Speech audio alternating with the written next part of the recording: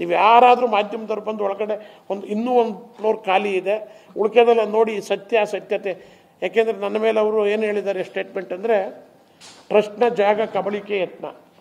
ನಾನು ನಿಮ್ಮ ಮೂಲಕ ವಿನಂತಿ ಮಾಡ್ತೀನಿ, ಆ ಟ್ರಸ್ಟಿನ 1 ಇಂಚು ಜಾಗ ನನಗೆ ಬೇಕಾಗಿಲ್ಲ.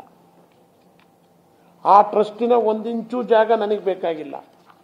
ಉಳಿದ ಬಲಿದ ಜನಾಂಗನ ಸುಮ್ಮನೆ ಎತ್ಕಟ್ತಾವ್ರಿ ಅವರು. ಕೆಲವರು ಪಟ್ಟಭದ್ರ ಹಿತಾಸಕ್ತಿಗಳು, ನನ್ನ ಹೆಸರಿಡಕ್ಕೆ ಹೋಗೋದಿಲ್ಲ, ಕೆಲವರು ಇದನ್ನು ಎತ್ಕಟ್ಟಿ ನನ್ನ ಮೇಲೆ ಗೂಬೆ ಕೂರಿಸ್ತಾ ಇದ್ದಾರೆ. ಇಲ್ಲೇನಿದೆ, ಟ್ರಸ್ಟಿನ ಜಾಗ ಕಬಳಿಕೆ ಯತ್ನ ಪ್ರತಿಭಟನೆ, ತಿಮ್ಮಯ್ಯ ಟ್ರಸ್ಟಿನ ಜಾಗ ಕಬಳಿಕೆ ಯತ್ನ, ಮಾಜಿ MP LR ಶಿವರಾಮೇಗೌಡ ವಿರುದ್ಧ ಬಲಿಜನರ ಪ್ರತಿಭಟನೆ. ನಾನು ಆ ಬಲಿಜ ಜನಾಂಗದ ಎಲ್ಲ ನನ್ನ ಅಣ್ಣ ತಮ್ಮಂದಿರಲ್ಲಿ ಕೇಳ್ಕೊಳ್ಳೋದಿಷ್ಟೇ, ನೀವು ಯಾವಾಗ ಬೇಕಾದರೂ ಬಂದು ನಮ್ಮ ಕಚೇರಿನಲ್ಲಿ ಕುಳಿತು ಏನು ನಡೆದಿದೆ ಸತ್ಯಾಸತ್ಯತೆ ಅನ್ನೋದನ್ನು ಪರಿಶೀಲನೆ ಮಾಡ್ಬೋದು. ನಾನು ಎಲ್ಲೋ ಇದ್ದನ್ನು ಕರೆದು, ನಮಗೀಗ ಅಲ್ಲಿ 3 ವರ್ಷಕ್ಕೊಂದು ಸಾರಿ ಎಲೆಕ್ಷನ್ ಆಗುತ್ತೆ, ಯಾರು ಬರ್ತಾರೋ ಮೆಂಬರ್ಗಳು ಗೊತ್ತಿಲ್ಲ. ಹಳಬರು ನಮ್ಮನ್ನು ಟ್ರಸ್ಟಿಗೆ ಕರೆದು ನಮ್ಮದೊಂದು ಸ್ಕೂಲ್ ಇದೆ, ಬಿಲ್ಡಿಂಗ್ ಇದೆ ಅಂತೇಳಿ ಹೇಳಿ ನನ್ನನ್ನು ಕರೆಸಿ 1 ವರ್ಷಗಳ ಕಾಲ ರಿಪೇರಿ ಮಾಡಿಸಿದ್ದೀನಿ. 1 ವರ್ಷ ಆದಮೇಲೆ ಅವತ್ತಿನ ಮುಖ್ಯಮಂತ್ರಿಯಾಗಿದ್ದಂಥ ಕುಮಾರಸ್ವಾಮಿಯವರು, ಎಜುಕೇಷನ್ ಮಿನಿಸ್ಟ್ರು, ಮೈಸೂರು ಮಹಾರಾಜರು, ನಮ್ಮ ನಿರ್ಮಲಾನಂದ ಮಹಾಸ್ವಾಮೀಜಿಯವರು, ಇಷ್ಟು ಜನ ಕರೆಸಿ ಆ ಟ್ರಸ್ಟಿನ ಎಲ್ಲ ಮುಖಂಡರುಗಳನ್ನು ಕರೆಸಿ ನಾನು ಸ್ಕೂಲನ್ನು ಪ್ರಾರಂಭ ಮಾಡ್ತೀನಿ. ಸ್ಕೂಲ್ ಪ್ರಾರಂಭ ಮಾಡಿ 6 ತಿಂಗಳು ನಾನು ಬಾಡಿಗೆ ಕೊಡ್ತೀನಿ. 6 ತಿಂಗಳು ಬಾಡಿಗೆ ಕೊಟ್ಟ ಮೇಲೆ ಅಪೆಕ್ಸ್ ಬ್ಯಾಂಕ್ನವರು ನನಗೆ ನೋಟಿಸ್ ಕೊಡ್ತಾರೆ. ನೀವು ಏನೋ ಕೇಳ್ತಾ ಇರೋದಿಲ್ಲ, ಇಲ್ಲಲ್ಲ, ಅಪೆಕ್ಸ್ ಬ್ಯಾಂಕ್ನವ್ರು ನನಗೆ ನೋಟಿಸ್ ಕೊಡ್ತಾರೆ. ನಾನು 1-2 ಕೋಟಿ ಕೊಟ್ಟಿದ್ದು ಟೈಮ್ ಮುಗಿದೋಯ್ತು, ಅವ್ರಿಗೆ ವಜಾ ಹಾಕೊಂಡಿದ್ರು, ಮುಗೀತು. 2 ತಿಂಗಳು 1 ವರ್ಷ ಆಯ್ತಿದ್ದಂಗೆ ನನಗೆ ನೀವು ಬಾಡಿಗೆ ಕೊಟ್ಟಿಲ್ಲ, ನಮ್ಮ ಸ್ಕೂಲ್ ಇದು ಬಿಲ್ಡಿಂಗನ್ನು ಆಕ್ಷನ್ ಮಾಡ್ತಾ ಇದ್ದೀವಿ, ನೀವು ವೆಕೆಟ್ ಮಾಡಬೇಕು ಅಂತೇಳಿ. ನಾನು ವೆಕೆಟ್ ಮಕ್ಕಳು ಅಡ್ಮಿಷನ್ ಮಾಡ್ಕೊಂಬಿಟ್ಟಿದ್ದೀನಿ, 500 ಜನ ಮಕ್ಕಳಿದ್ರಾಗ ಏನಪ್ಪ ಮಾಡೋದು ಅಂತೇಳಿ ಕೋರ್ಟ್ಗೆ ಹೋಗಿ ಸ್ಟೇ ತೊಗೊಂಡೆ ನಾನು ಅಪೆಕ್ಸ್ ಬ್ಯಾಂಕಿನ ಮೇಲೆ. ಅದಾದಮೇಲೆ ಆ ಸಂಘಕ್ಕೆ ಚುನಾವಣೆ ಆಗುತ್ತೆ. ಆ ಸಂಘಕ್ಕೆ ಚುನಾವಣೆ ಆದಾಗ ಹೊಸ ಕಮಿಟಿ ಬರುತ್ತೆ.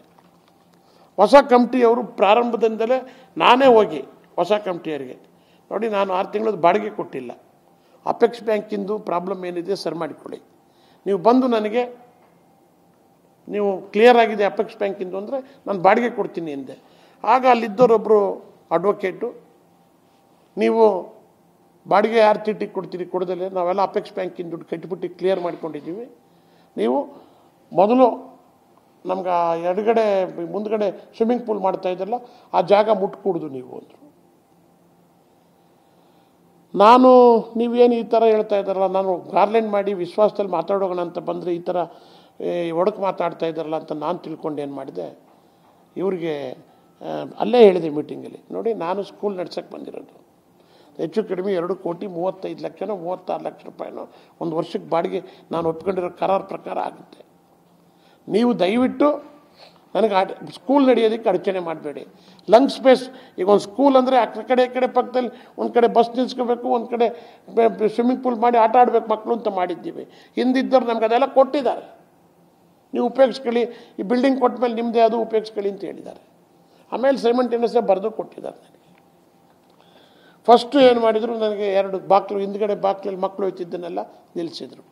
ಅದಾದಮೇಲೆ ಆ ಬಸ್ ನಿಲ್ಲಿಸ್ತಾ ಇದ್ದಿದ್ದನ್ನೆಲ್ಲ ನಿಲ್ಲಿಸಿ ಅಲ್ಲೇ ಒಂದು ಪ್ರತಿಭಟನೆನ 3 ವರ್ಷ ಮುಂಚೆ ಮಾಡಿದರು. ಅವ್ರು ಪ್ರತಿಭಟನೆ ಮಾಡೋದಕ್ಕೆ ನನ್ನ ವಿರೋಧ ಇಲ್ಲ, ಅದು ಅವ್ರ ಹಕ್ಕು. ನಾನು ವಿನಂತಿ ಮಾಡ್ತೀನಿ ಬಲಿಜ ಜನಾಂಗಕ್ಕೆ, ನಾನು ಬಲಿಜ ಜನಾಂಗದ ವಿರೋಧಿ ಇಲ್ಲ, ನಾನು ಅವ್ರನ್ನ ತುಂಬ ಗೌರವಿಸ್ತೀನಿ. ಆದರೆ ನಂದು ಒಂದು ಸಮಾಜ ಇದೆ, ನಾನೇನು ಕೈ ಕಟ್ಟು ಕೂತ್ಕೊಳ್ಳಲ್ಲ. ನಾನು ಪುಕ್ಸಟ್ಟೆ ಹೋಗಿ ಬಲಿಜ ಜನಾಂಗದ ಬಿಲ್ಡಿಂಗಿಗೆ ಸೇರ್ಕೊಂಡಿಲ್ಲ.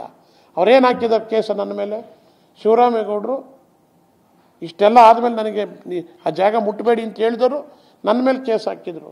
ಶಿವರಾಮೇಗೌಡರು ಅನಧಿಕೃತವಾಗಿ ಬಂದು ಸ್ಕೂಲ್ ಒಳಗೆ ಸೇರ್ಕೊಂಡ್ಬಿಟ್ಟಿದ್ದಾರೆ ಬಿಲ್ಡಿಂಗ್ ಒಳಗೆ, ಇವ್ರನ್ನ ಖಾಲಿ ಮಾಡಿಸ್ಬೇಕು, ಆಮೇಲೆ ಖಾಲಿ ಮಾಡಿಸೋದ್ರ ಜೊತೆಗೆ 28 ಕೋಟಿ ರೂಪಾಯಿನ ಡೆಮರೇಜ್ ಕೊಡಬೇಕು ಅಂತೇಳಿ ಕೋರ್ಟ್ಗೆ ಹಾಕಿದ್ದಾರೆ. ನಾನು ಅವ್ರಿಗೆ ಬಾಡಿಗೆ ಹೆಂಗೆ ಕೊಡೋಕ್ಕಾಗುತ್ತೆ? ಆಗ ನಾನು ಬಾಡಿಗೆ ಕೊಡಲಿಲ್ಲ ಅವ್ರಿಗೆ, ನ್ಯಾಯಾಲಯಕ್ಕೆ ಕೇಳಿಕೊಂಡೆ ನಾನು. ಸ್ವಾಮಿ ಅವ್ರು ಬಾಡಿಗೆನೂ ಕೇಳ್ತಾ ಇಲ್ಲ, ಬಾಡಿಗೆ ಕೇಳ್ತಾರೆ, ಕೇಸ್ ಹಾಕಿದ್ದಾರೆ ನನ್ನ ಮೇಲೆ, ನಾನು ಅವ್ರಿಗೆ ಬಾಡಿಗೆ ಕೊಡೋಕ್ಕಾಗೋದಿಲ್ಲ, ನನಗೆ ತ್ವರಿತವಾಗಿ ನೀವು ತೀರ್ಮಾನ ಕೊಡಬೇಕು ಅಂತ ನ್ಯಾಯಾಲಯದಲ್ಲಿ ಕೇಳಿದೆ. ಅವ್ರು ನಮ್ಮ ಮುಂದೇನು ಬಾಡಿಗೆ ಕೊಡಿ ಅಂತ ಹಾಕಿಲ್ಲ, ನೀವು ಅನಾಥರೈಸ್ ಆಗಿ ಆಕ್ಯುಪೈ ಆಗಿದ್ದೀರಿ ಅಂತ ಕೊಟ್ಟಿದ್ದಾರೆ. ಅದ್ರ ಮೇಲೆ ಆರ್ಗ್ಯುಮೆಂಟ್ ಆಗಿ ಏನು ನಡೆಯುತ್ತೋ ಕೋರ್ಟ್ನಲ್ಲಿ ನ್ಯಾಯಾಲಯದಲ್ಲಿ ಅದು ತೀರ್ಪಾದ ಮೇಲೆ ಆಗಲಿ ಅಂತ ಹೇಳಿದರು. ನನಗೆ ಇಂಜಂಕ್ಷನ್ ಆರ್ಡ್ರ್ ಇದೆ.